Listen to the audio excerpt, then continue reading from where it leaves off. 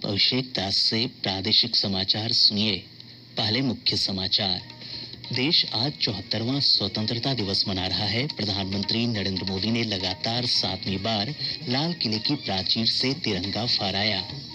श्री मोदी ने आत्मनिर्भर भारत का संकल्प दोहराया। सभी नागरिकों को स्वास्थ्य पहचान पत्र उपलब्ध कराने की राष्ट्रीय डिजिटल स्वास्थ्य मिशन का शुभारंभ किया। मुख्यमंत्री नीतीश कुमार ने पटना के ऐतिहासिक गांधी मैदान में झंडोत्तोलन किया। नियोजित शिक्षकों का सेवा शर्त जल्द लाने की घोषणा। और प्रदेश में कोविड-19 संक्रमितों की संख्या 1 लाख के आंकड़े को पार। 3,536 नए मामलों की पुष्टि के साथ ही संक्रमितों की संख्या बढ़कर 1,01,906 हुई। अब समाचार विस्तार से। देश आज 74वां स्वतंत्रता दिवस मना रहा है। इस अवसर पर प्रधानमंत्री नरेंद्र मोदी ने लाल किले की प्राचीर से लगातार 7वीं बार झंडोत्तोलन किया और देशवासियों को संबोधित किया। श्री मोदी ने कहा कि कोविड-19 महामारी के बीच देशवासियों ने आत्मनिर्भर भारत बनाने का संकल्प लिया है और उन्हें पूरा विश्वास है कि भारत आत्मनिर्भर बनेगा। कोरोना वैश्विक महामारी के बीच 130 करोड़ भारतीयों ने संकल्प लिया। संकल्प आत्मनिर्भर बनने का, और आत्मनिर्भर भारत आज हर हिंदुस्तान के मन मस्तिष्क में छाया हुआ है। आत्मनिर्भर भारत ये सपना संकल्प में परिवर्तित देख रहे हैं। आत्मनिर्भर भारत ये एक प्रकार से शब्द नहीं, ये आज 130 करोड़ देशवासियों के लिए मंत्र बन गया है। श्री मोदी ने एक बार फिर वोकल फॉर लोकल का आह्वान किया और कहा कि भारत को मेक इन इंडिया के साथ साथ मेक फॉर द वर्ल्ड के मंत्र के साथ आगे बढ़ना होगा। वोकल फॉर लोकल, हमारे जो स्थानीय उत्पाद है उसका हमने गौरवगान करना है। हम अपनी चीजों का गौरवगान नहीं करेंगे तो उसको अच्छा बनने का अवसर भी नहीं मिलेगा, उसकी हिम्मत नहीं बढ़ेगी। आइए हम मिलकर के संकल्प लें। आजादी के 75 साल के पर्व की ओर जब कदम रखे हैं तब वोकल फॉर लोकल का जीवन मंत्र बन जाए और हम मिलकर के भारत की उस ताकत को हम बढ़ावा दे दें।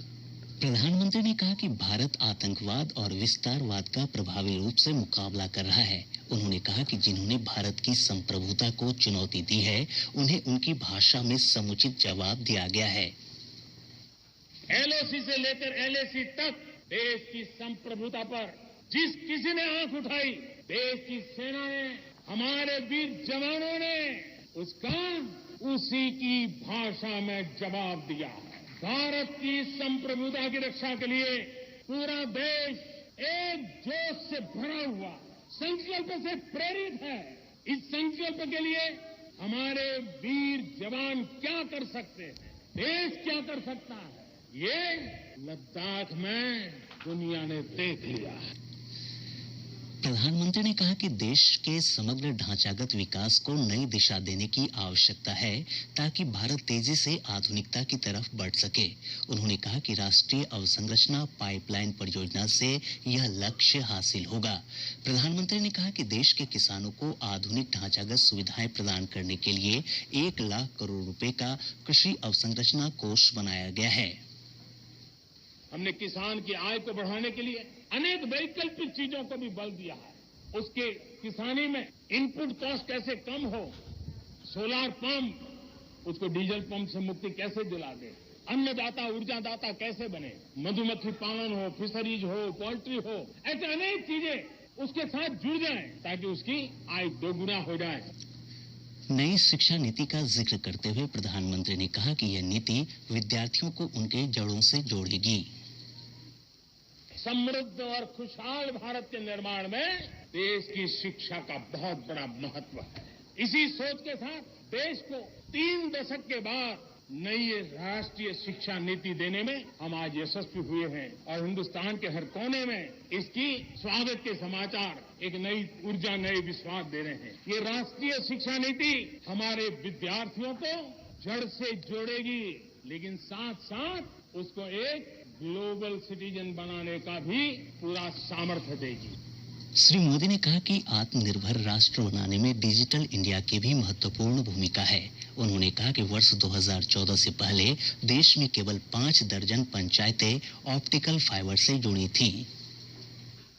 गत 5 वर्ष में 1.5 लाख ग्राम पंचायतों तक ऑप्टिकल फाइबर नेटवर्क पहुंच चुका है। सभी पंचायतों में पहुंचने के लक्ष्य के साथ हमने काम शुरू किया था। जो 1 लाख पंचायतें बाकी है वहां भी तेजी से काम चल रहा है, लेकिन बदली पड़ी हुई परिस्थिति में गांव की भी डिजिटल इंडिया में भागीदारी अनिवार्य बन गई है। गांव के लोगों को भी इस प्रकार की ऑनलाइन सुविधाओं की जरूरत बढ़ गई है। अब हमने तय किया है कि सभी 6 लाख से ज्यादा जो हमारे गांव हैं, उन सभी गांवों में ऑप्टिकल फाइबर नेटवर्क पहुंचाया जाएगा। श्री मोदी ने जोर देकर कहा कि आत्मनिर्भर भारत में महिला सशक्तिकरण की महत्वपूर्ण भूमिका है।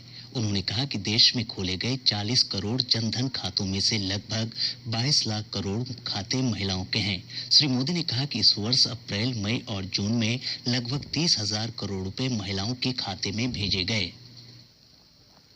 करोड़ों गरीब परिवारों को मुफ्त गैस सिलेंडर पहुंचना, राशन कार्ड हो या न हो, 80 करोड़ से ज्यादा मेरे देशवासियों को उनके घर का चूल्हा जलता रहे। 80 करोड़ देशवासियों को मुफ्त में अनाज पहुंचाने का काम हो। 90,000 करोड़ रुपए से ज्यादा सीधे बैंक खाते में पैसे ट्रांसफर हो। कुछ वर्ष पहले तो सोच भी नहीं सकते थे, कल्पना ही नहीं कर सकते थे कि दिल्ली 1 रुपये से 1 रुपया निकले और 100 के 100 पैसे गरीब के खाते में जमा हो जाए। ये पहले कभी सोचा भी नहीं जा सकता है। प्रधानमंत्री ने आज से राष्ट्रीय डिजिटल स्वास्थ्य मिशन की भी शुरुआत की। आज से नेशनल डिजिटल हेल्थ मिशन, उसका भी आरंभ किया जा रहा है। भारत के हेल्थ सेक्टर में ये एक नई क्रांति ले आएगा। इलाज में आने वाली परेशानियां कम करने के लिए टेक्नोलॉजी का बहुत सुविचारित रूप से उपयोग होगा। प्रत्येक भारतीय को हेल्थ आईडी दी जाएगी। ये हेल्थ आईडी प्रत्येक भारतीय के स्वास्थ्य खाते की तरह काम करेगी। आपके हर टेस्ट, हर बीमारी, आपको किस डॉक्टर के पास कौन सी दवा ली थी, उनका क्या डायग्नोसिस था, कब दी थी, आपकी रिपोर्ट क्या थी, ये सारी जानकारी इस एक हेल्थ आईडी में आपको समाहित की जाएगी। श्री मोदी ने बताया कि भारत में कोरोना की 3 वैक्सीन परीक्षण के विभिन्न स्तरों पर है और वैज्ञानिकों की मंजूरी मिलने के बाद इनका बड़े पैमाने पर उत्पादन शुरू हो जाएगा। भारत में 3 वैक्सीन उसके टेस्टिंग के अलग अलग चरण में है।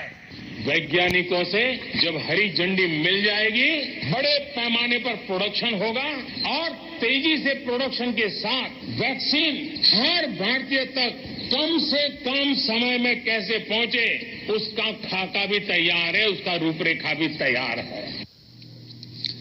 श्री मोदी ने यह भी कहा कि देश के चुने गए 100 शहरों में प्रदूषण कम करने के लिए समग्र दृष्टिकोण के साथ विशेष अभियान चलाए जाने पर भी कार्य हो रहा है।